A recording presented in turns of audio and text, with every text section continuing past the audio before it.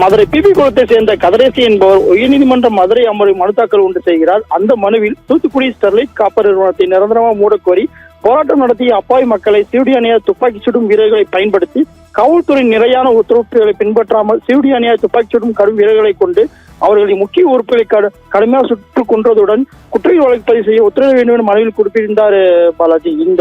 இந்த மனு நீதிபதிகள் கார்த்திகேயன் மற்றும் சக்திவேல் அமர்வு விசாரணைக்கு வந்தது. மனுதாரர் தரப்பில் இந்த வழக்கில் ஒரே ஒரு காவல் ஆய்வாளர் பெயர் மட்டுமே குற்றப்பத்திரிகையில் குறிப்பிடப்பட்டுள்ளது.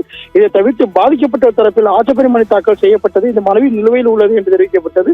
மேலும் உயிரிழந்தவர்கள் குடும்பத்திற்கு 50 லட்சம் ரூபாய் இழப்பீடு வழங்க வேண்டும் என அருணா ஜெகதீசன் ஆணையம் பரிந்துரை செய்தது.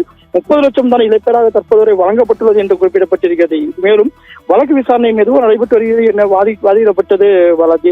நீதிபதிக்கு உத்தரவில் ஒரு இன்ஸ்பெக்டர் மட்டுமே எந்த உத்தரவும் இல்லாமல் அவரே துப்பாக்கி எடுத்து 16 பேரை சுட்டாரா என இவ்வளவு காலத்தரமா வழக்கு விசாரணை நடைபெறுகிறது என்று கேள்வி எழுப்பிய நீதிபதிகள் அருணா ஜெகதீசன் ஆணையத்தின் அறிக்கையின் தமிழக அரசு எடுக்கப்பட்ட நடவடிக்கை என்ன என்பது தொடர்புடைய காவல் ஆய்வாளர்கள் வருவாய்த்துறை அதிகாரிகள் மீது துறை ரீதியான நடவடிக்கை என்னென்ன எடுக்கப்பட்டுள்ளன, அவை விசாரணைக்கு ஒப்படைக்கும் எண்ணம் உள்ளதா என, இழப்பீடு தொகை உயர்த்தி வழங்க முடிவு உள்ளதா என உள்ளிட்டவை குறித்து தமிழக அரசு சிபிஐ தரப்பில் 13 தாக்கல் செய்ய உத்தரவிட்டு வழக்கை ஒத்திவைத்துள்ளனர் பாலாஜி.